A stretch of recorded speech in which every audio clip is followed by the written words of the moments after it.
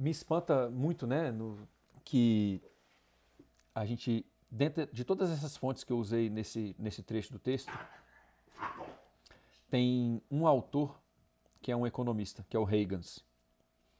Todos os outros são ecologistas. É sintomático, né? O ecologista entende que nós vivemos num mundo que tem limites biofísicos. E o economista acha que a economia está desacoplada dos ecossistemas. E como o Seivre fala no final desse texto que eu acabei de ler, né? Em um ambiente urbanizado, com ar-condicionado, apeluciado, todo eletrônico e com dados numa planilha de computador, fica difícil a gente entender de onde realmente vem a riqueza, né? A gente precisa entender essas coisas porque para as pessoas que já estão no campo e as pessoas que querem ir para o campo, um dos maiores riscos da nossa viabilidade é a dívida. O segundo maior risco vem da sazonalidade, ou seja, dos padrões e ciclos naturais, né? Secas, enchentes, estiagens, chuvas de granizo, ventania, ciclone, maremoto, vulcão, né? A sazonalidade ela é causada por intempéries climáticas que estão cada vez mais constantes. E o terceiro maior risco é a flutuação do preço de mercado. Então, quem se propõe hoje a ir para o campo ou a viver no campo e construir uma vida digna, os nossos empreendimentos têm que conseguir mitigar a dívida, a sazonalidade e a variação do preço de mercado. Se a nossa vida é cada vez mais autônoma também, no sentido de que, além de criar viabilidade econômica e excedentes para a nossa economia local, excedentes culturais, excedentes afetivos, excedentes ecológicos para o nosso território, se além de fazer tudo isso, a gente tem uma boa subsistência, quando a gente tem crises muito graves, nós não estamos vulneráveis no que toca, por exemplo, ter teto, água, afeto, comida. E essa realidade é muito evidente. Curiosamente, parece que a sociedade ficou esquizofrênica e não consegue ver, né? Eu não vejo um político falando de criação de resiliência em sistemas descentralizados, em trazer autonomia para as pessoas, para que elas possam enfrentar as intempéries econômicas. Então, a maior parte das pseudo-soluções que a gente vê, elas criam mais vulnerabilidade, mais dependência das pessoas a um sistema econômico centralizado, aos sistemas alimentares centralizados. Qualquer ecologista, qualquer estudo pouquíssimamente aprofundado, traz as soluções para a gente. Né? Então, nós não estamos vivendo as soluções numa escala maior, não é porque os governos não têm acesso à informação, é porque os governos estão funcionando para super ricos. E quanto antes a gente aceitar isso, independente de ser esquerda ou direita, e começar a protagonizar esse viver que mitiga o risco da dívida, da sazonalidade e da variação de preço de mercado, mais seguro fica a gente ter negócios no campo. Enfim, importante a gente ver isso, né? Eu vou fazer aqui um plug, tá, gente? Sábado e domingo eu estou com uma imersão, é a primeira vez que eu estou abrindo ela para pessoas que não são alunos, né? E eu vou falar exatamente disso. Eu vou falar de alfabetização ecológica, alfabetização energética e vou falar de planejamento financeiro. Eu vou colocar um link aqui no bate-papo para vocês e vocês podem se informar mais. São 2 dias de aula o dia inteiro, tá? Não é para os fracos, não. É puxado. Alguns exercícios sobre a gestão holística trazido pelo Seivre, vários insights e, enfim, princípios compartilhados sobre a gestão holística financeira e muita informação sobre como a gente pode avaliar se os nossos sistemas de produção estão realmente melhorando os lugares onde a gente vive. Então, bastante informação de alfabetização ecológica, de métricas e indicadores nessa dimensão ecológica. E no segundo dia, bastante informação sobre um planejamento financeiro focado nas pessoas do campo. Um planejamento financeiro que leva em conta o social e o ecológico, a viabilidade muito importante para as pessoas do campo, mas focado mais nesse público, tá? Gente, abrindo aqui para a gente conversar um pouquinho, né? Comentar um pouquinho a leitura, comentar um pouquinho os insights. Eu fico aqui à disposição para a gente bater um papo, tirar dúvida, inclusive, dos patronos, pessoal que tem feito pedido adiantado do livro. Se tiver alguma dúvida específica, né, sobre a transição também, um momento aqui para a gente colocar os assuntos em dia.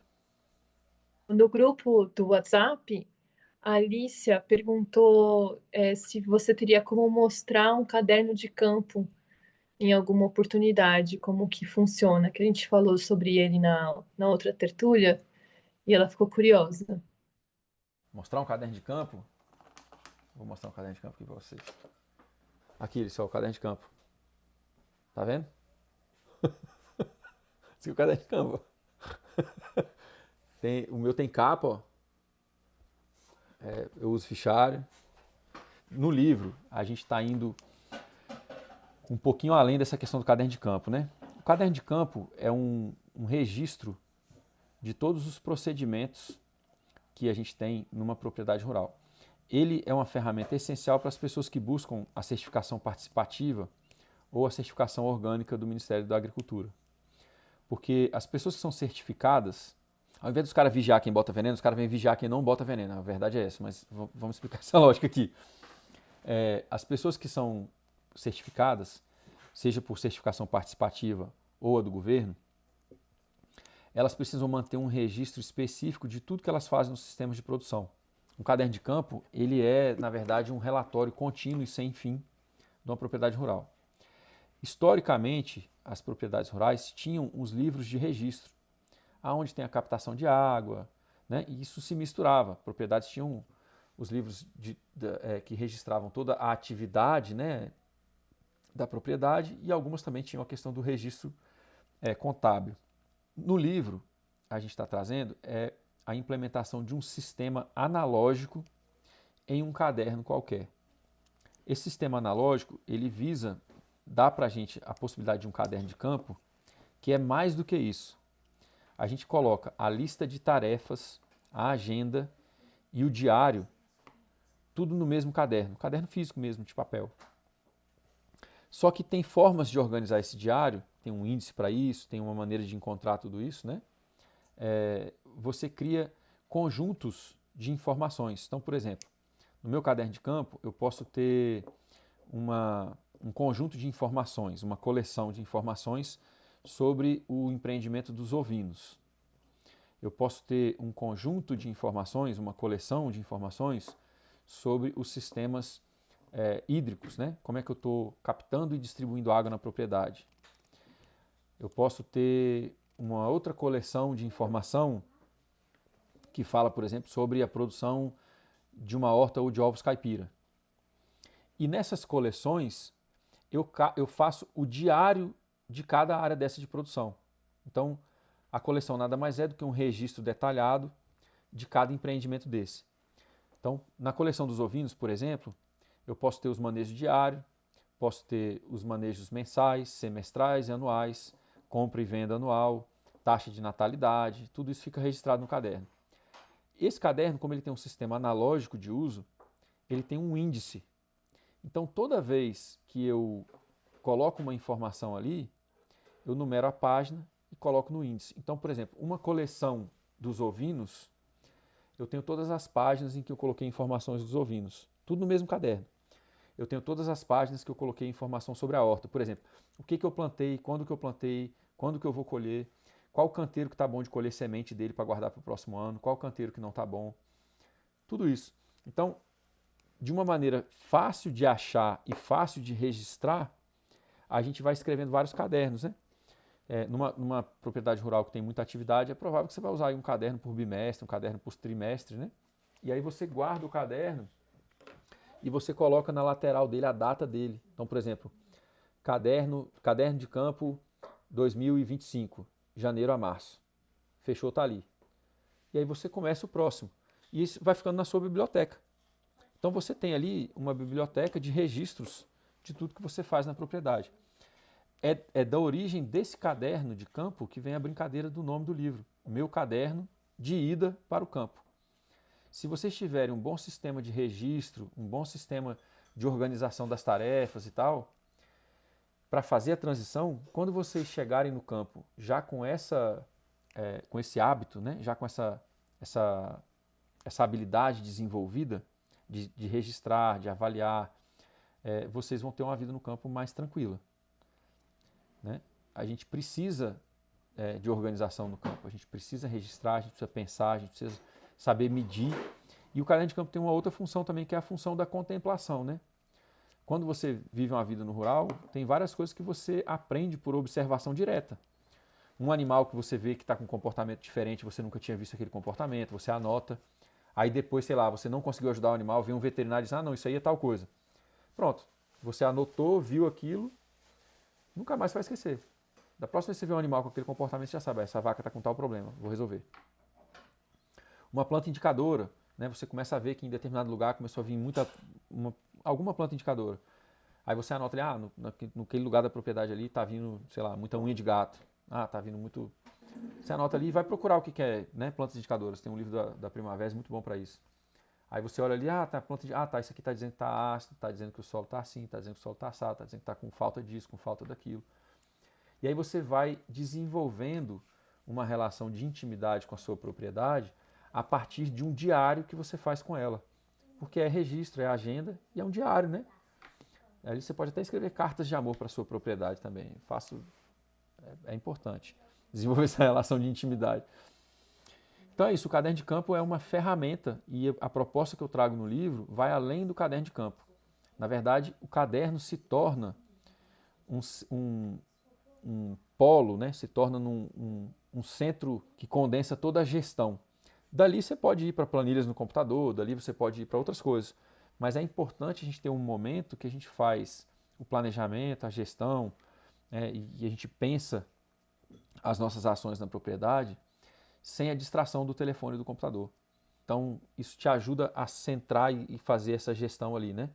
Claro, fazendo que já está com um movimento muito grande, você vai precisar talvez numa planilha de Excel, tem outras coisas. Mas você coloca no caderno, você faz tudo ali primeiro e depois você vai executar as tarefas. É diferente de você abrir um computador de manhã para fazer a gestão da fazenda e tem e-mail para ver, tem YouTube para ver, tem rede social apitando, enfim, né? É diferente. Então, eu tenho argumentado que mesmo para quem precisa de uma combinação do analógico com o digital, começar pelo analógico é mais saudável, desenvolve melhor as nossas capacidades de gestão e observação no campo. Obrigado, viu, Lu? A Cíntia, acho que é Cíntia, estava com a mão levantada aqui. É, quando você falou, né, sobre o que que é riqueza e o que que é dinheiro, né, a diferença entre as duas coisas, né, para mim ficou muito evidente isso na pandemia, né, bem na ocasião da pandemia, porque eu morava em Belo Horizonte nessa época e numa região mais central, assim, de BH, e quando veio a pandemia, aquele cenário, né, bem complicado. A gente teve a oportunidade, de ficar lá só uns 20 dias e voltar para o interior.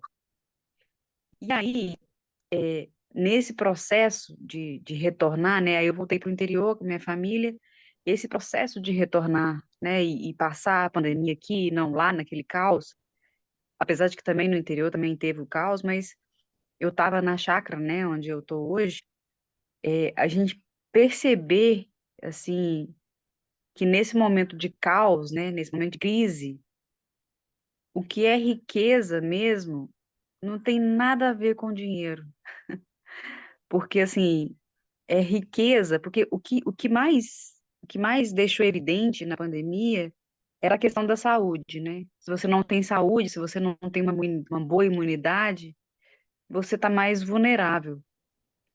E o que que é ter saúde fortalecer sua imunidade num momento como esse? É você, por exemplo, poder tomar sol na pele, né? Você, por exemplo, pisar no chão, pisar na terra, estar num ambiente aberto, né? Sem estar num ambiente fechado, cheio de janelas fechadas, poder respirar, né? Sem estar com aquela aglomeração de pessoas.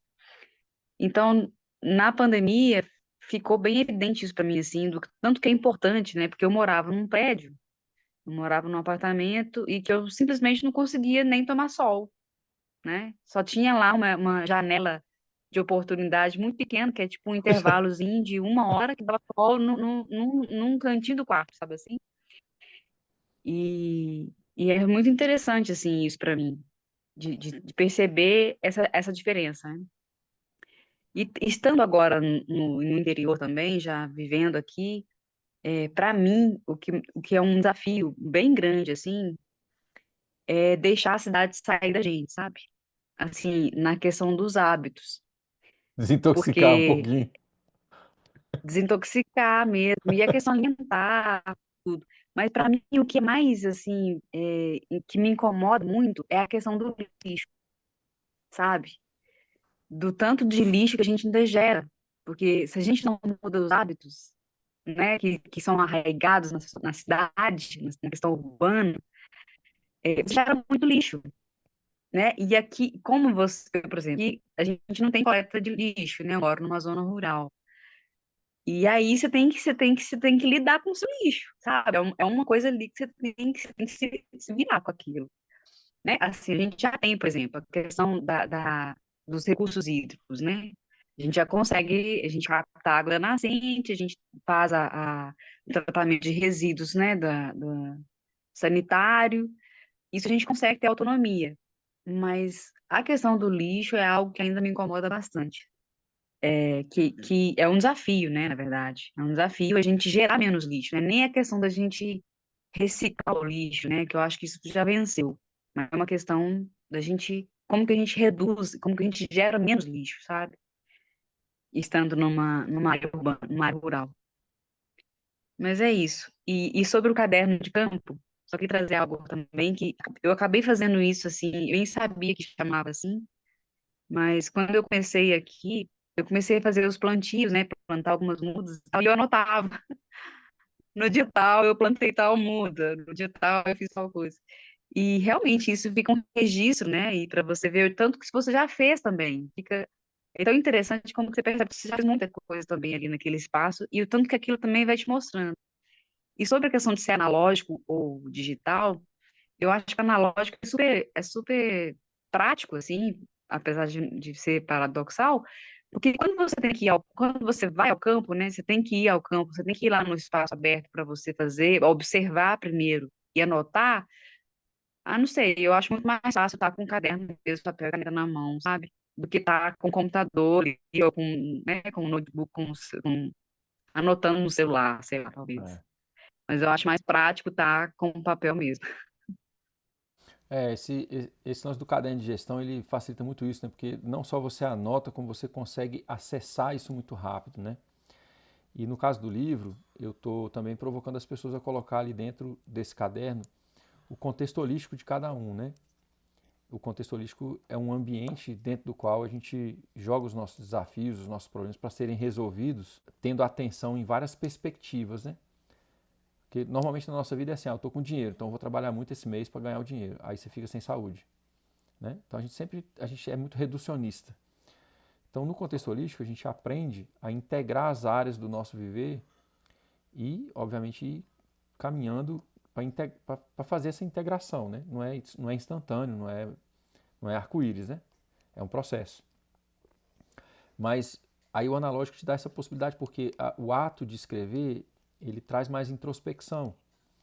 Então você tem a disponibilidade de todos esses registros e informações, mas você tem ali também o contexto dentro do qual você quer resolver todas as coisas da sua vida. E esse contexto é único, né? Cada pessoa tem uma vida única, então aprender a tomar decisão de acordo com esse contexto é muito importante. E aí o caderno, nesse sentido, ele traz essa intimidade, né? E aqui eu lembro daquela história que eu já contei ela várias vezes, que é contato com piada na internet, né? Mas fala muito sobre a tecnologia, né? Quando a gente não tem o foco na solução, né? Durante a Guerra Fria, para ir para a Lua e tal, os caras estavam preocupados porque a caneta tinteiro não ia conseguir escrever, né? E aí a NASA se pôs a pensar uma solução e tal, e gastou não sei quantos $1.000, cento e tantos $1.000 na época, na década de 60, e desenvolveu a BIC. Aí enquanto isso os russos foram lá e levaram um lápis. Né? É, e o campo, ele pede essa genialidade da gente. A gente tem que estar com foco na solução, porque quando a gente está com foco no problema, normalmente a gente gasta muito tempo, energia e dinheiro. E quando a gente está com foco na solução, em um contexto positivo de construção de um futuro mais seguro, mais estável, mais abundante, com mais fluxo, inclusive de recurso financeiro, né? A gente encontra soluções mais pragmáticas, mais elegantes, muito mais baratas, né? Essa história, ela mostra muito isso pra gente, né? Você pode resolver um problema jogando um monte de dinheiro nele, sendo super tecnológico, ou você pode simplesmente usar um lápis, né? A gente esquece o quão mágico é, né, essa questão de ler, escrever e conseguir um lápis e botar uma coisa no papel, né? É muito mágico, né? Só que a gente normalizou isso, então a gente agora precisa de um computador, de uma tela. Aí você passa do telefone para o iPad, do iPad para o computador, do computador para a nuvem e tal, e vai aquela confusão. E daqui a pouco você vê que você não consegue mais fazer nada sem um computador, sem nada. E assim, a gente desenvolveu a humanidade inteira com caderno e caneta. O computador tem quanto tempo, gente? 40 anos, 50 anos, 60 anos, 80 no máximo. Né? Então, assim, a gente superestima e vira uma religião, né? A gente acha que a tecnologia melhora tudo o tempo inteiro, mas não é verdade. A tecnologia resolve alguns problemas e cria vários outros. Né? Então, em que situação a gente deve usar mais tecnologia? Por exemplo, a gente, há muito tempo, né, quem está no campo mais ecológico, sabe que a Revolução Verde foi um truque de marketing. Né? Vamos aplicar as tecnologias de guerra no campo. Pois é, só que essa mesma elite financeira agora está com outro nome, agora é um nome bonitinho, chama agricultura de precisão. E é a continuação da Revolução Verde, só que a Revolução Verde agora usando sensores de umidade no solo, drones, computadores, robô, tudo automatizado, robô com laser para espantar o passarinho do parreiral, um sensor de umidade para não desperdiçar muita água, um sensor de agrotóxico para botar o mínimo de agrotóxico possível, e um robô que faz isso, e um drone que entrega não sei o que e tal. Tá, mas vem cá. E nós não vamos se perguntar se a gente quer ficar assim completamente desconectado do território que produz o nosso alimento? Por que a métrica é só a facilidade do trabalho físico? Aí a gente fica enganado, né? E é a mesma coisa, a facilidade a facilidade da tecnologia, ou seja, normalmente é assim, ó, eles oferecem uma comodidade e o preço dela quase sempre é vulnerabilidade e dependência. E a gente não questiona. Quando a gente começou os aparelhos eletrônicos, né, não muito tempo atrás, a gente tinha o MP3. O MP3, primeiro a gente deixou de usar vinil e usou CD, depois a gente deixou de usar CD e usou MP3. E aí agora está todo mundo sem os acervos em casa mais. Está tudo na nuvem. E olha que interessante e triste ao mesmo tempo. A mesma coisa aconteceu com a máquina fotográfica. A gente tinha que revelar, então você tinha que escolher, você tinha que tirar uma boa foto, não dava para revelar muito, era caro revelar um filme. Mas você revelava, as fotos estavam ali na casa. Hoje, a maioria de nós, para acessar as fotos, é por intermédio de uma tela. E aí quase todos os programas que estão ali dentro daquela tela foram feitos para te viciar, para te escravizar, para roubar seus dados. Então a gente vai cedendo pela comodidade e não percebe que a gente está ficando vulnerável e dependente. Claro que eu sou a favor de a gente usar algumas coisas para ter um trabalho um pouco menos duro. Mas será que se a gente tivesse noção de quanta vulnerabilidade, quanta dependência essas coisas criam, será que a gente não estaria um pouquinho mais disposto a ter um pouco mais de trabalho braçal na nossa vida? Por que fizeram a gente pensar que o trabalho braçal é tão ruim, né? Você vê que a promessa da robotização já tem muitos anos, gente, não se cumpriu. E agora a gente está caindo de novo na mesma história com a inteligência artificial. Quando eles começaram com a robótica, eles disseram que iam facilitar o trabalho de todo mundo. Não facilitou PN. Ficou um monte de gente sem emprego, tendo que trabalhar de subemprego, de coisa ruim e tal, e não aconteceu nada disso. Aí agora a mesma promessa, porque a inteligência artificial vai melhorar a vida de todo mundo. Vai melhorar uma piton, meu amigo. Tá um monte de gente perdendo emprego, perdendo trabalho. Os espertão tudo ensinando os outros a mexer com IA. Olha, você vai usar IA e você não vai precisar disso, não vai precisar daquilo, não vai precisar daquilo. Quanto mais a gente usa, menos pessoas editando tem, menos pessoas fazendo música tem, menos pessoas fazendo arte gráfica tem, menos pessoas fazendo texto tem. Então a gente está tirando o trabalho de um monte de pessoas em nome da comodidade e da viabilidade econômica. Quando a gente reduz as coisas desse jeito, as consequências indesejadas são enormes, né? Por quê? Porque falta contexto. Agora vamos pensar o contexto. O Endelberg, por exemplo, fez um contexto muito bom, né? Quando ele fala assim, eu não vou usar o computador pessoal. Aí fala para ele, você é doido, o computador é inevitável, todo mundo vai ter que usar, é muito mais fácil escrever no computador. A primeira resposta dele foi genial, né? Que eu falei na aula passada, no nosso encontro passado. A resposta dele foi, se alguém me provar um dia que o Inferno de Dante teria sido uma obra melhor escrita por causa do computador, eu começo a conversar sobre isso. Os maiores clássicos, né, que a gente tem na literatura foram feitos os caras escrevendo à mão, né? E aí ele tem um crivo, né? Ele criou um crivo para o uso tecnológico. Falou assim, olha, uma tecnologia para ela ser adotada no campo, ela deve primeiro não extinguir uma função de uma pessoa. Ela deve poder ser consertável, ela tem que ser disponível na região de fácil acesso. Eu preciso ter o direito de consertar ela facilmente. E a evolução dessa tecnologia tem que baratear ela cada vez mais e não encarecer. Esses foram alguns crivos que ele colocou para o uso tecnológico. Olha que interessante. Ele fez isso na década de 80. Ele vem como produtor rural, ele está com 88 anos, né? Como produtor rural, ele nunca usou um trator. Ele sempre usou a junta de boi e o cavalo. E ele falava assim, para que eu vou usar um trator se eu não posso consertar? Para que eu vou comprar um trator que fica velho, eu tenho que comprar outro? É melhor eu treinar um cavalo, que depois ele tem um potro, ele ainda me ajuda a treinar o potro e eu fico com o potro depois e eu continuo usando o cavalo. Então, assim, as pessoas que têm uma verve ecológica muito forte e que têm uma vida no campo e que são pessoas de pensamento profundo, elas costumam fazer uma crítica social das atualidades muito precisa, né? E essa é a realidade que a gente está hoje. As pessoas estão indo cada vez mais para uma fábula de que é possível a vida ser cada vez mais fácil. Isso é uma mentira. Elas estão indo para uma fábula de que a vida vai ser cada vez mais tecnológica e por conta disso a gente vai trabalhar cada vez menos. É mentira também. Talvez a gente até trabalhe menos fisicamente, mas isso não está nos tornando mais felizes. Quando a gente vê as pesquisas sobre índice de felicidade, a gente está cada vez mais infeliz.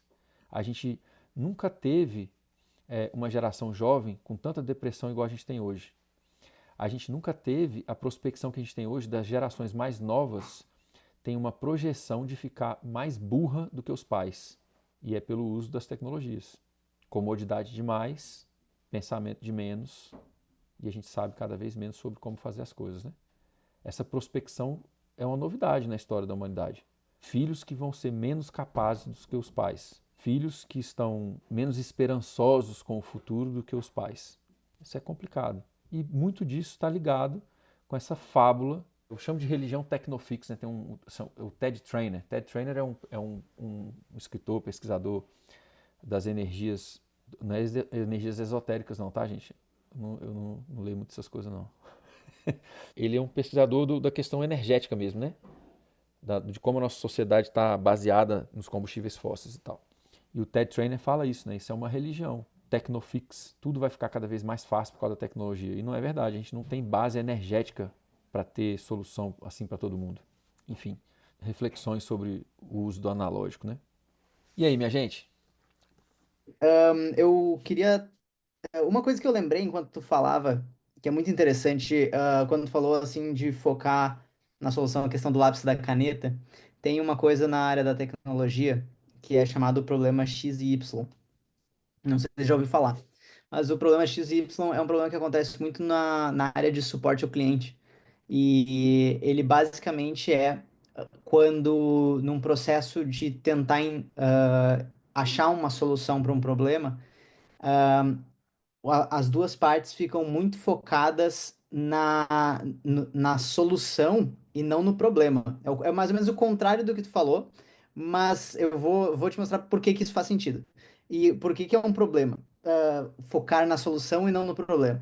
Porque quando tá muito focado na solução, é na solução que deu errado. Então, tipo, fica muito focado no que o usuário tentou fazer, ou o meio que ele tentou chegar, e por que que isso não tá funcionando, e não se pergunta, ou o que ele quer e que não está funcionando, e não se pergunta o que que é o problema, o que que é o problema de verdade que está tentando ser solucionado, para então, entendendo bem o problema, poder se pensar a solução e não tentar fazer a solução, aquela que não funcionou, funcionar. Então, a questão ali da NASA, eles estavam muito focados na solução caneta.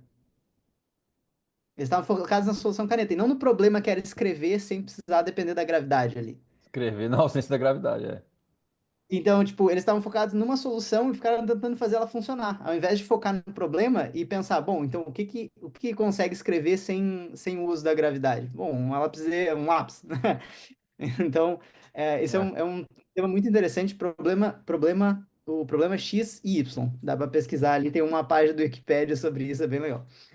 Na gestão holística, Rodrigo, uma das perguntas que a gente faz, né, no momento de tomada de decisão, é se aquela decisão ou aquela ação a ser tomada resolve a raiz do problema, que tem muito a ver com isso que você está falando, incentivar o pensamento sistêmico, né? Por exemplo, você coloca NPK para adubar o pasto, aí você fica com um pasto muito verde, muito grande e tal, mas as plantas ficam sem nutriente. Aí os animais comem aquele pasto, aqueles animais vão ficar talvez até com peso, mas subnutridos. Aí eles vão ter problema de saúde. Aí você entra numa espiral que não tem fim. Quando, no fundo, né, o pensamento sistêmico ecológico, a Ana Primavera fala sobre isso, tem vários autores que falam sobre isso, né? O pensamento sistêmico ecológico é o seguinte: a saúde de tudo está diretamente ligada com a saúde do solo.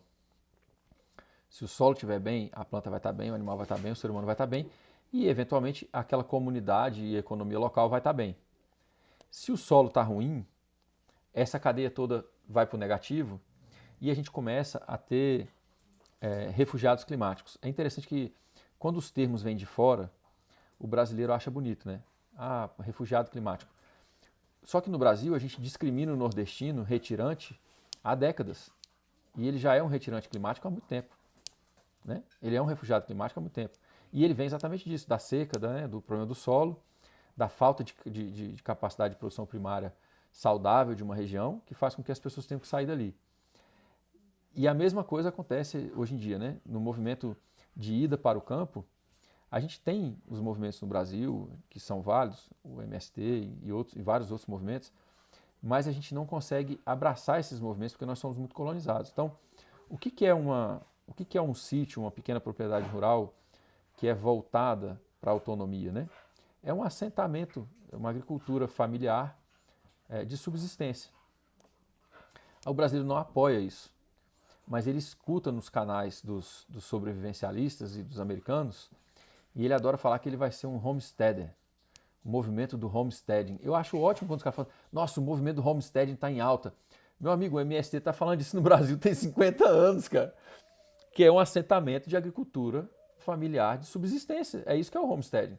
Inclusive, a origem desse termo nos Estados Unidos foi exatamente a mesma da crise do texto que eu li para vocês hoje.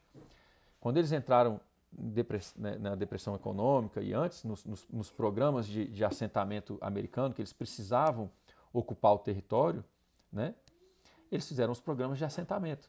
O homesteading nada mais é. O ato do homesteading, a lei do homesteading nos Estados Unidos, ela tem a ver com assentamento de agricultura familiar de subsistência. Aí o brasileiro vai falar assim, não, porque o movimento do homesteading, meu amigo, o movimento do homesteading é agricultura familiar de subsistência. Tem aqui no Brasil há muito tempo. Só que todo mundo tem preconceito, né? Então, essa coisa, de novo, né, do problema e da solução, do pensamento sistêmico, a gente conseguir entender a causa, a raiz do problema, é muito importante. Para a gente não cair nesse paradoxo que você falou, do foco, né, no XY, o foco demais na solução é problemático. Na agricultura, o foco no problema é problemático. Por quê? Porque as pessoas têm uma tendência a usar muita tecnologia, muito insumo e muito dinheiro quando o foco é só o problema. Quando você foca na solução, solo saudável, planta saudável, animal saudável, ser humano saudável, economia saudável. Então tem uma reação cadeia, né, de efeitos compostos positivos quando você acerta a raiz do problema. Só que a gente não é levado a pensar desse jeito, porque não dá lucro para as empresas. Eu tenho mais uma, eu tenho mais uma série de perguntas aqui. Eu vou ir ocupando se algum colega quiser tomar a frente na fala também, né? Só avisar. Mas eu vou de uma em uma, daí a gente vai revezando se tiver outras dúvidas. Eu queria comentar também que eu tenho alguns anos, talvez 3, 4 anos, que eu tenho diário, né? Escrevo, tive contato com essas questões de bullet journal e 5 minutes diary e várias outras coisinhas assim. Ahm, e é muito interessante que o diário ele segue tem uns ciclos, né, onde eu tô escrevendo muito e de repente a vida começa a ficar tipo bem agitada, começa a acontecer várias coisas e nos momentos em que eu tenho mais coisas interessantes para dispor no diário é quando ele menos tem registro. É quando eu menos consigo parar para escrever, e daí fica esses vazios. Mas, assim, com a última tertúlia, eu voltei a tentar escrever no diário de novo e separei um caderninho aqui, um outro caderninho menorzinho, assim, para levar comigo e tentar anotar umas coisas que eu tô pensando, que aparecem durante o dia. E também da última tertúlia, tu comentou sobre dialogar com os textos, né? O trabalho de tu realmente construir esse pensamento dialógico com um texto, e eu generalizo aqui para algum conteúdo. Eu comecei a tentar fazer mais isso e ser menos só um consumidor, né, dessas aulas ou dessas falas, desses diálogos que acontecem entre os colegas e tu, Eurico, e tentar realmente também botar as minhas coisas assim na forma escrita. E tá sendo já nesses poucos dias uma experiência muito boa, assim. Eu ahm, creio que já com um pouco de experiência na escrita do diário, eu creio que já estou no caminho para ter o meu próprio caderno de ida para o campo. É muito bom. Já tô aqui exercitando isso. E aí, uma das coisas que vem nessa enseada é a questão de organização e ter um plano para essa transição. Eu tô no meu processo de estruturar esse plano. Como é que eu vou fazer isso? Quando é que vai se dar essa transição? E eu acredito que se organizar e ter um plano é extremamente efetivo para diminuir a ansiedade, porque nessa ansiedade de querer fazer uma coisa tão grande quanto uma transição para o campo, ahm, a gente acaba tendo muitas coisas para decidir, muitas possibilidades, e sem botar isso no papel, assim, do que eu posso fazer na sequência, como estruturar isso na forma de um plano, ahm, ah, só tem uma espiral de emoções negativas ali. Mas eu tô tentando fazer esse processo, tô tendo algum sucesso nisso, assim, já com alguns objetivos gerais e algumas coisas, assim, para atingir esse ano, nesse caminho. Mas eu queria te perguntar, todo esse contexto para te perguntar, o que que tu farias se tu tivesse numa posição como a minha hoje, assim, de tá na cidade, morando numa capital, ter um bom trabalho, tá numa situação confortável dentro do meio urbano, digamos assim, mas ter essa aspiração de fazer uma transição sem ter a bagagem e os inúmeros conhecimentos que vão ser necessários para existir neste outro ambiente, né? Para sobreviver neste outro ambiente e ter resiliência nesse outro ambiente. Como é que tu investiria o teu tempo se tu tivesse nessa situação hoje?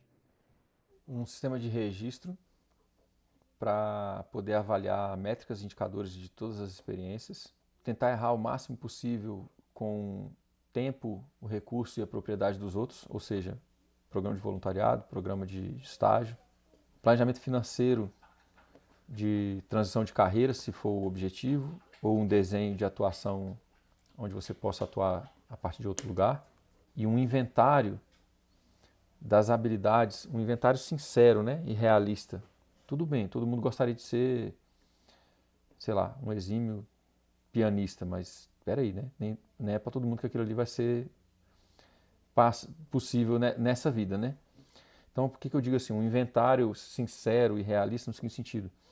Quais habilidades você tem inclinações para elas e elas podem te tornar um generalista, uma pessoa que é mais autônomo no campo? Muita gente fala assim, Eurico, mas eu não tenho tino para nada, não faço nada, eu cresci na cidade, não sei fazer nada. Tá bom. Como que você começa uma jornada de saber o que você gostaria de aprender?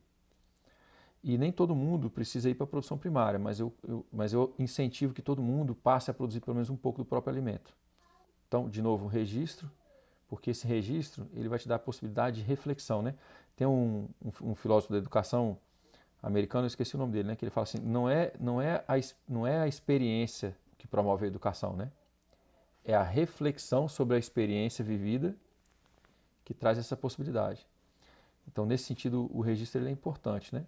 E aí, quais habilidades eu desenvolvo primeiro? Quais habilidades podem compor uma transição de carreira? Quais habilidades podem me colocar mais rápido nesse caminho.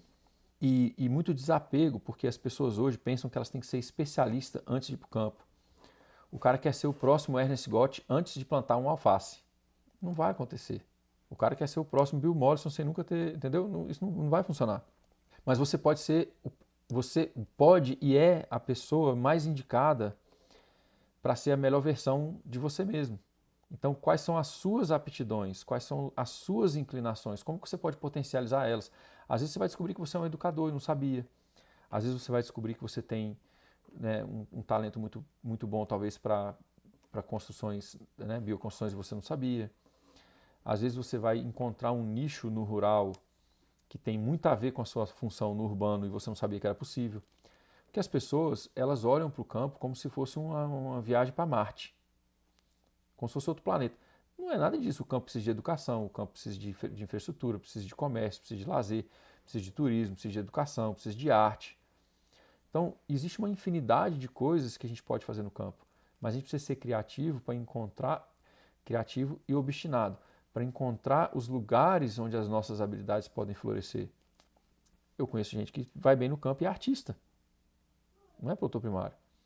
Eu conheço gente que não era produtor primário e se tornou exímio produtor primário exatamente porque não cresceu no campo. Por que eu digo isso? Quando você cresce no campo, você tem um conjunto enorme de crenças do que é possível e do que não é possível. As pessoas do campo são muito tradicionalistas, né? Então, existem vantagens e desvantagens de você não ter vivido no campo. Uma das vantagens é que você está aberto a testar novas abordagens. Ao passo que as pessoas que cresceram no campo, elas estão menos abertas a testar novas abordagens. Até porque se ela testar uma nova abordagem e der certo, ela tem que assumir para ela mesma que ela estava funcionando de um jeito que não era ótimo há muitos anos. Então existe um apego de ego ali, né? Ao passo que a pessoa que está indo para o campo agora e nunca testou nada, ela quer testar tudo, desde que funcione. Né? Então, assim, são inovadores, né? Então, de novo, talvez tentando resumir, né?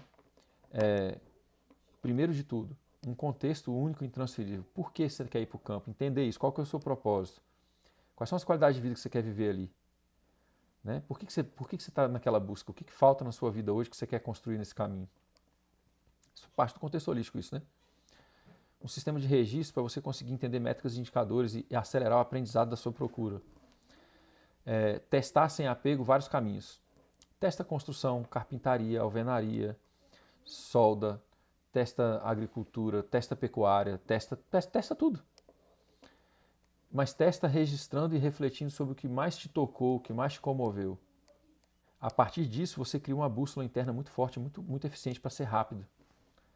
Porque, de novo, as pessoas estão achando que elas têm que ser igual aos heróis que elas têm, antes de ir. E isso não vai acontecer. As pessoas que a gente admira só chegaram na posição que elas estão e que a gente admira porque elas viveram uma coisa de cada vez. E a gente quer viver tudo ao mesmo tempo e chegar lá igual elas. E a gente nunca vai chegar lá igual elas. Mas a gente pode chegar lá numa versão nossa, muito boa, daquilo que a gente admira.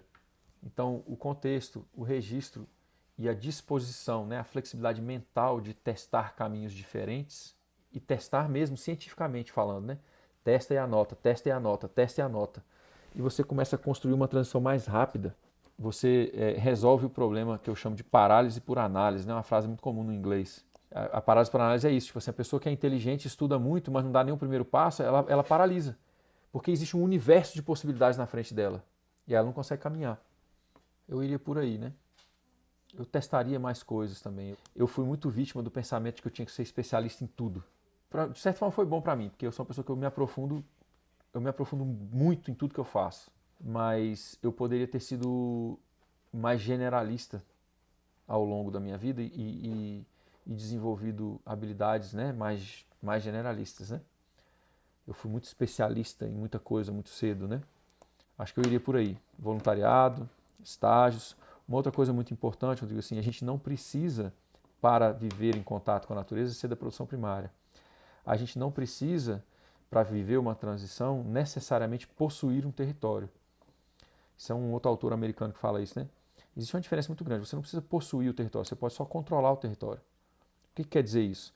Você pode montar negócios que se viabilizam no campo sem que você precise de uma propriedade rural grande para fazer isso. Você pode morar numa casa no interior e ter negócios que rodam no campo. Então a gente precisa expandir esse imagético idílico que viver no campo é uma coisa só, é só produção primária. Não é só isso. Tem um universo de outras coisas. Mas se você quiser ir para a produção primária, a flexibilidade mental é importante. E o planejamento, né, financeiro é importantíssimo. Se você foi funcionário a vida inteira, você quer ir para o campo, você precisa entender de contabilidade, de investimento, de gestão. Porque se você está indo para o campo e está só criando um emprego para você mesmo e não sabe fazer gestão, quando você perde um emprego, você procura outro. Mas se você for para o campo, você for empregado de você mesmo, se você falir, não tem outro emprego, você se lascou. O caminho de ida para o campo, ele exige aprender e empreender. Ele exige aprender contabilidade, ele exige aprender gestão. Para a gente conseguir fazer isso com sucesso e com menos risco. Acho que é um bom panorama geral aí para você. Não sei se facilitou ou se complicou mais também. Ó, quem chegou, o Lucas Sigefredo, pode falar. Ô Lucas, enquanto você se prepara para falar só um negócio. Gente, amanhã, então sábado e domingo eu vou estar falando sobre isso, tá? Inclusive. Vou estar falando sobre gestão, planejamento financeiro, alfabetização ecológica. Vou estar falando, falei com o Rodrigo aqui agora, né? Nessa questão de levantar métricas e indicadores para uma transição dele. A gente precisa ter métricas e indicadores para as nossas ações no campo. Como que eu sei que aquele sistema está melhorando a minha propriedade? Como que eu sei que eu estou cuidando da água direito? Como que eu sei que minhas plantas e os meus animais estão cada vez mais adaptados à minha propriedade e ao meu contexto? Eu preciso desenvolver métricas e indicadores, eu preciso conseguir anotar isso, eu preciso conseguir comprovar isso, né? Então, sábado e domingo eu vou falar muito sobre isso, tá? Alfabetização ecológica, energética e planejamento financeiro voltado para empreendedorismo rural com ética ecológica. Se você perdeu, volta aqui no bate-papo, tem um link aqui, você pode ter, é um formulário, tá? Se você clicar lá, não vai puxar nada do seu cartão de crédito de imediato, não. Você pode ler ainda, dar uma pensada, mas é bem acessível. É bem acessível, não estou brincando, estou falando sério, é bem acessível. Pode dar uma olhada no coisa aqui. E a gente tem sábado e domingo de aula para desenvolver esses assuntos. Lucas Sigefredo. Gente, o povo mineiro, eu acho que o povo mineiro gosta do jeito que eu falo, porque tá chegando os mineiros com força aqui nos encontros, nas tertúlias. Uai. Você tem sangue mineiro também, né, cara? Eu tenho demais, meu avô era mineirão. Gostei de ouvir a Cíntia aí, de Bom Despacho. Tem amigo que faz agrofloresta em Bom Despacho também. Minha Ó, família, mais ou menos, da região. Daqui a pouco a gente conversar um pouquinho, a gente descobre que é é primo. primo, que conhece alguém e tal, né? Você é filho de quem? Você é Essas filho de coisas aí. quem? E você fala, você é filho de quem? Você é filho de quem? Então, cara, é sempre bom, né? Sempre muito. Eu vou. A canelinha aqui. Sempre muito. Sempre muito bom, né? Muito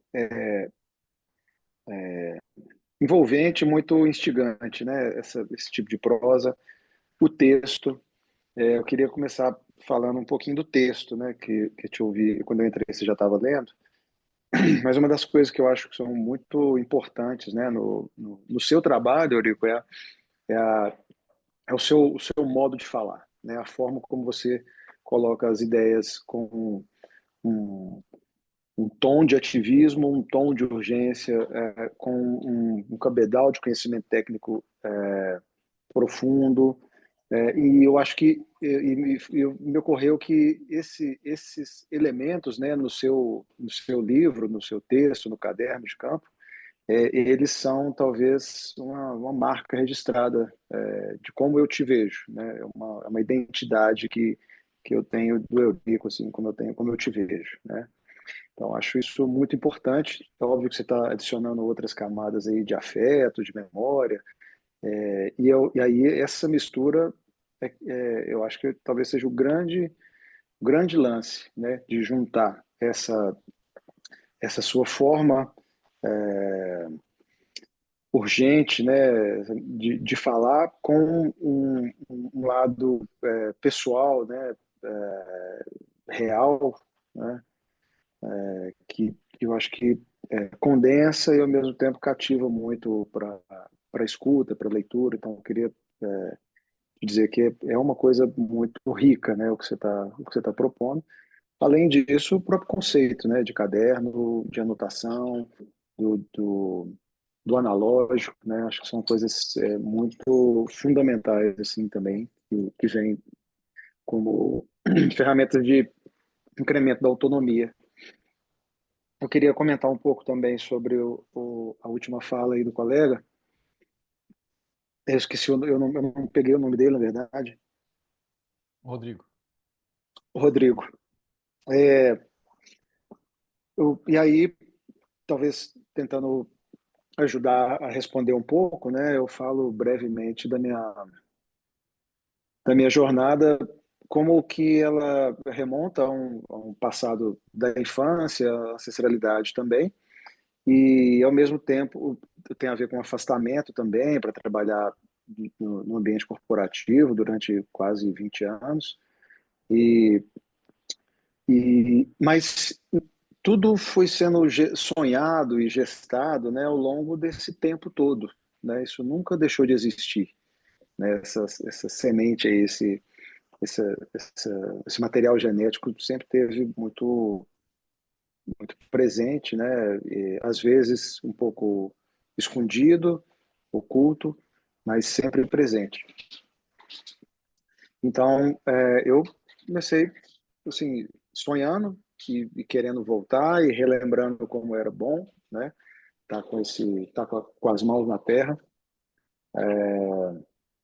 Eu criei, eu moro numa casa, então a gente tem um quintal e eu comecei a sentir essa necessidade muito forte de comecei a colocar semente no chão, semente em vasinho, pedia caixinha de leite para os amigos, cortava e ficava plantando aquele negócio, só que chegou num ponto que não cabia mais nada em casa. O meu mulher começou a ficar muito brava comigo, já eu roubei o quintal dela, né, o quintal da família toda. E aí, só que eu comecei a experimentar, por exemplo, tubetes, eu comecei a experimentar outras ferramentas que iam facilitar a minha vida. Surgiu a oportunidade, eu arrendei um sítio de um amigo, lá eu comecei, mas mantive o meu trabalho, que eu já tinha, e ia De, lá de, sempre que ô, possível, de manhã, de noite. ô Lucas, o alinhamento, né, com esse cara, com esse americano que eu tô falando, né, de novo, você dominar um território não significa que você tem que comprar ele, né? Exatamente. Você pode Quando você começar a falou isso, testar algumas coisas. exato, e foi fundamental, eu serei eternamente grato por esse período de... a maior parte do tempo lá, esse arrendamento não tinha custo, na verdade, né? Para o cara era bom, porque ele não plantava nada, ele precisava de ele tem uma propriedade rural que não é produtiva, e aí quando eu fui para lá ela se tornou produtiva. O pessoal de fiscalização do meio ambiente municipal parou de encher o saco dele, porque a propriedade passou a ser produtiva, umas coisas assim, né? E ele é estrangeiro, então às vezes ele se embananava um pouco também nessa história da língua, dos costumes locais e tal. E Minas não é para iniciante, né? Então, é para iniciante também, mas tem muita curva, né? Então, tem muito morro, então você tem que saber dar umas voltas assim para chegar no outro lugar. Não tem muita linha reta, não. Bom, e aí essa parte do arrendamento eu fiquei lá quase 9 anos, né? Experimentando, continuei sonhando, continuei pensando, continuei fazendo cursos e lendo. Um dos cursos fundamentais que eu queria sugerir, eu não sei se está funcionando ainda, mas que foi muito importante, é o curso de planejamento holístico de propriedades rurais que Eurico trouxe e traz, com uma visão sólida e muito integrada, né, de vários tipos de tecnologia e tal. Enfim, finalizando, hoje eu tenho uma propriedade com 3,5 hectares de agrofloresta implantadas, produzindo uma diversidade, mais de 40 itens entre verduras, raízes, frutas, oferecendo isso para o mercado local, em Belo Horizonte, Brumadinho e adjacências, e com a perspectiva, né, sempre de envolver mais pessoas, de crescer, né, dentro das possibilidades, de aprimorar processos, de melhorar.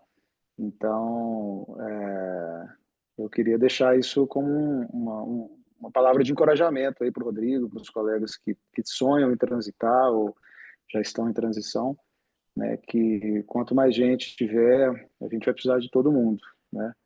E quanto mais gente tiver envolvida nisso, então fiz voluntariado, fiz curso, viajei para fazer curso, enfim, empenhei muita energia, né, e empenho ainda cada vez mais, igual o caderno de campo, né, que é um contínuo sem fim.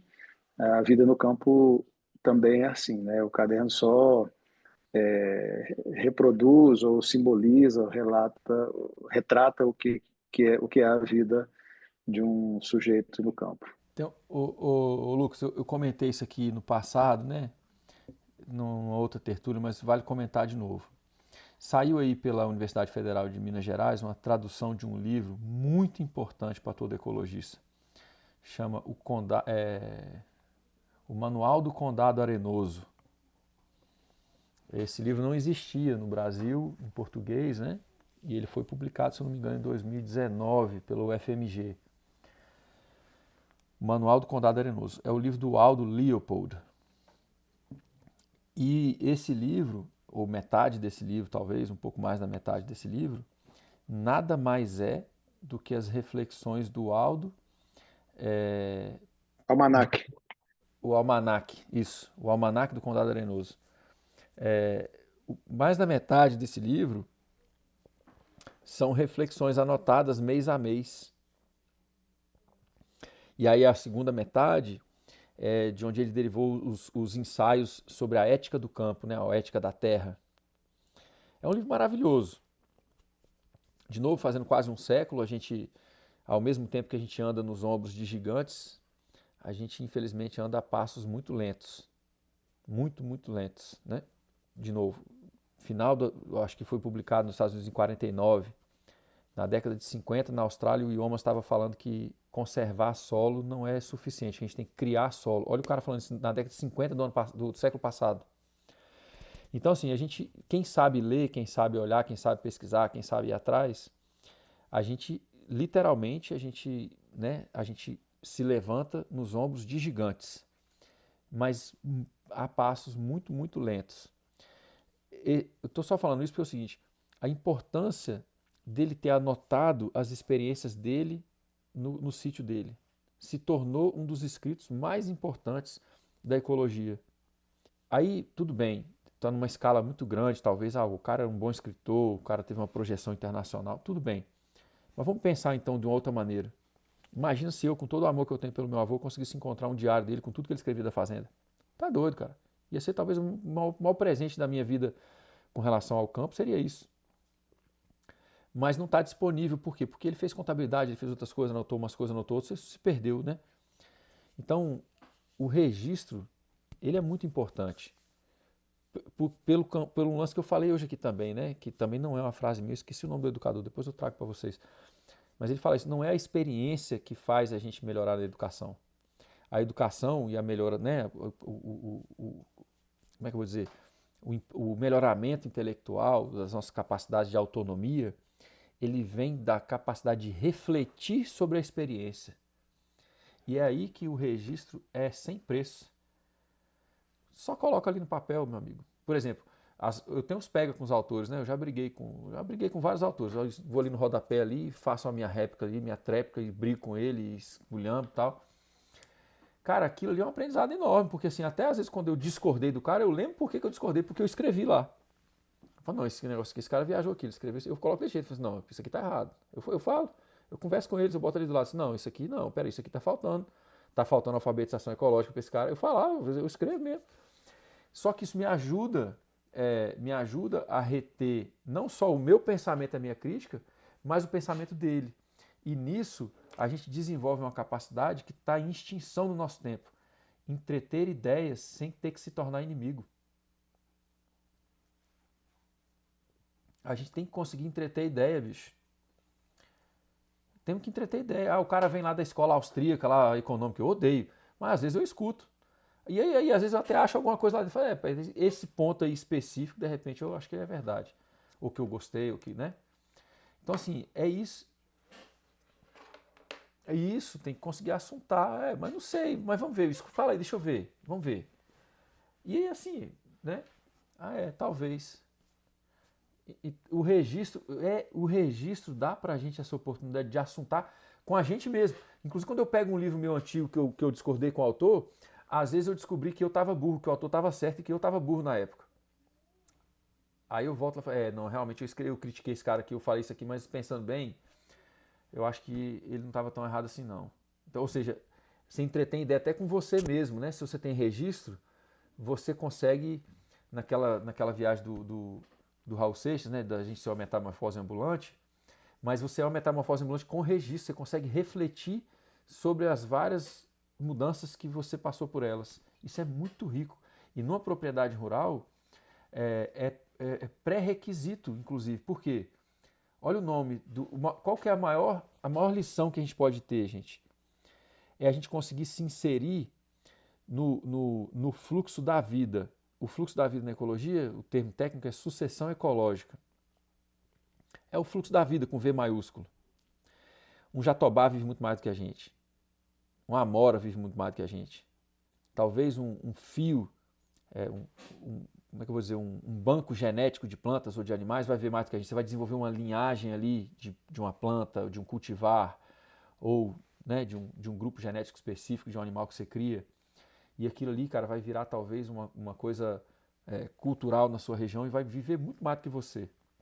A gente conseguir registrar e refletir e aprender com o tempo coloca a gente numa posição muito mais hábil de participar do fluxo da vida. Eu errei, como é que eu conserto? Olha, eu fiz tal coisa melhorou muito o lugar. Pô, eu fiz tal coisa, veio mais passarinho, eu fiz tal coisa, veio mais borboleta, eu fiz tal coisa, veio mais bicho silvestre. É o fluxo da vida, você conseguir refletir com ele, igual eu estou conversando aqui que eu reflito com os autores, a gente pode refletir com a propriedade, isso não tem preço. Você fazer uma coisa, a propriedade responder e você anotar. Aí, às vezes a propriedade vai te dar uma aula, você não sabe. Às vezes você vai fazer uma merda e ela vai te mostrar de outro jeito que você nem entendeu ainda. Aí ela responde de um jeito, se é um processo erosivo, uma deficiência no solo que você demora anos para ver. Aí a ficha vai cair lá na frente. Se você tiver registro, você vai ver isso. Um exemplo prático disso, o David da permacultura, ele é radical na autossuficiência, né? Tem 30 anos que ele não vai no supermercado. Gente, existe gente no mundo assim, viu? Tem 30 anos que o cara não pisa no supermercado. Só que o que aconteceu? Ele errou com algumas coisas do solo na propriedade dele. 2 erros que ele falou, né? Ele falou assim, no começo a gente tinha muita fruta cítrica, porque a gente está num clima temperado. Então a gente, para aproveitar o máximo de fruta cítrica, a gente fazia geleia, comia fruta cítrica, fazia suco, fazia não sei o quê. Ele falou assim, apodreceu os dentes da família todinha. E eles não comem doce, eles não comem açúcar. Assim, industrializado, né? Então assim, ele demorou 15, 20 anos para perceber que aquela dieta supostamente natural que faz bem para todo mundo, na verdade estava causando mal para eles. A outra coisa que ele descobriu, ele foi fazendo o manejo do solo da propriedade dele. Como ele só come do mesmo lugar, ele só come do mesmo desequilíbrio. Então, olha que observação interessante. Quando você vai no supermercado, ele fala, você tem uma variedade de desequilíbrios. Então, você tem vários produtores que têm vários tipos de solo e tem várias deficiências. Então, aquilo nivela as deficiências nutricionais. Como ele e a família dele comiam só do mesmo território, eles passaram a ter as mesmas deficiências no território dele exacerbadas. Como que ele consegue refletir isso? O cara tem registro de tudo, cara. A propriedade dele é uma das propriedades mais documentadas da permacultura, né? A Meliadora. Então, o registro, até nisso, ele é maravilhoso. Ele te coloca em diálogo com a propriedade e ele te coloca numa posição proativa, mas humilde, de participação no fluxo da vida. Erros e acertos na propriedade rural significa que você está aumentando a biocapacidade ou diminuindo a biocapacidade. Se você for esperto, a propriedade te disse, diminuiu a biocapacidade. Você corrige, na próxima estação, você aumentou a biocapacidade. Só que a maravilha de você criar intimidade com o lugar é você fazer isso e conseguir anotar. O que você fez antes das chuvas em 2023, 2024? Agora em 2025 eu consigo resolver. Eu consigo melhorar pelo menos. Né? Então é muito rico isso. Só que a gente precisa criar esse tempo de novo, né?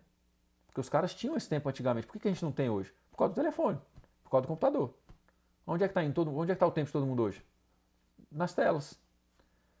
E aí a gente está deixando de produzir, de construir intimidade, de registrar coisas importantes para o futuro e a gente está tornando tudo etéreo, os registros estão tudo digital. Se o cara morre, perdeu tudo. O cara morre, ninguém tem a senha da nuvem dele, acabou, velho. Ou sei lá, dá uma tempestade de nuvens de raio solar aí e apaga tudo e aí acabou. O que está no papel, não. Está no papel só se tiver incêndio. Por isso que os egípcios escreviam em pedra, viu, gente? O próximo estágio do caderno é... o próximo estágio do caderno é escrever hieroglifo. Enfim, tô devaneando aqui com vocês, mas o lance do registro é muito poderoso, cara. Eu vou agradecer aqui de novo a participação do Lucas, né? A gente sempre tem umas trocas muito boas, Lucas. Obrigado, viu? Obrigado pelo elogio também na questão dos textos.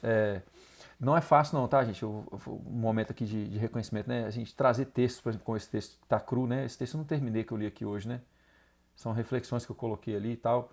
Aceitar uma certa vulnerabilidade, assim, de compartilhar coisas e pensamentos que ainda estão crus, né?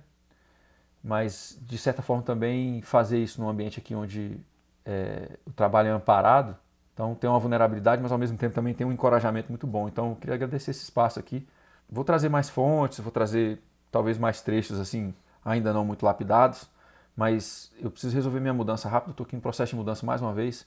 Eu preciso terminar rápido para conseguir terminar o livro, né? Para a gente conseguir ir para os próximos passos. Que, de novo, gente, convidem as pessoas, né? Acho que são encontros muito ricos que estão em volta do livro. E é muito importante quando o livro sair a gente poder contar de novo com o apoio de todo mundo e mandar para outras pessoas, enfim, né? Claro, se for bom, né? Se não for bom, mas aí a culpa é minha, né? De vocês.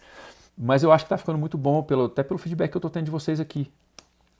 Então, enfim, agradecer essa jornada aí, o espaço carinhoso aqui com o trabalho. Tem sido rico para mim poder compartilhar, ver as reações, né? As reflexões de vocês. Eu tenho trauma de supervisor, né? O cara já fez mestrado, doutorado, tem trauma de mostrar o texto para os outros, porque o orientador é sempre aquele cara chato pra caralho, corta tudo, diz que tá tudo uma bosta. Aí quem já passou pela academia fica meio ressabiado, assim, com essa coisa de mostrar texto para os outros. Mas aqui tem sido muito produtivo, assim, muito fértil. Queria agradecer. Bom, convidem as pessoas, né? Embora a gente não está numa campanha muito ativa, o pedido antecipado continua válido, tá? Pode mandar o formulário, pode me perguntar como é que faz, perguntar para a Luciana, enfim, fazer para chegar para um número maior de pessoas. Amanhã, de novo, né? Estou lidando com alfabetização ecológica e energética e domingo com planejamento financeiro. Tem um link aqui do formulário, quem quiser participar. Não é para os fracos, tá, gente? É o dia inteiro de aula mesmo, mas assim, conteúdo transformador para quem está no campo ou quem quer estudar já para um dia chegar lá, são coisas válidas, né? Tem um pouco a ver com a aula de hoje e um pouco a ver com esse papo do registro. Falo muito de métricas e indicadores e falo falo bastante e com um viés bem diferente sobre o planejamento financeiro no rural. Ele é diferente, tá, gente? No rural o planejamento financeiro é diferente, não é clássico, não é um plano de negócio comum, não é uma gestão comum, você tem que entender onde é que estão os gargalos e tal. Então, tem essa imersão aí de sábado e domingo, para quem quiser. E quem não quiser também não tem problema.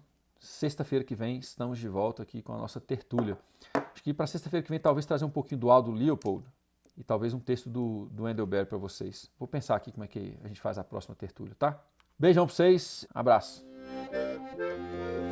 Esse foi um trechinho da nossa tertúlia literária, uma comunidade maravilhosa que tem se formado em torno do livro Meu Caderno de Ida para o Campo. As pessoas têm enviado perguntas, eu respondo nessa consultoria online em grupo e faço também uma leitura de trechinhos do livro para esses primeiros apoiadores que estão viabilizando a ilustração, a revisão editorial e a impressão do livro. Se você quiser participar e ter também as suas perguntas sobre a sua transição ecológica respondidas numa reunião online comigo, é só fazer o pedido antecipado do livro, o link está na minha bio e a sua participação com certeza vai abrilhantar a escrita do livro e essa comunidade que está se formando em torno desse trabalho. A gente tem as reuniões às sextas-feiras e você ainda pode participar e se você chegar depois, você pode assistir as reuniões gravadas. Eu conto com a sua ajuda para plantar mais gente no campo. Vem comigo. Abraço.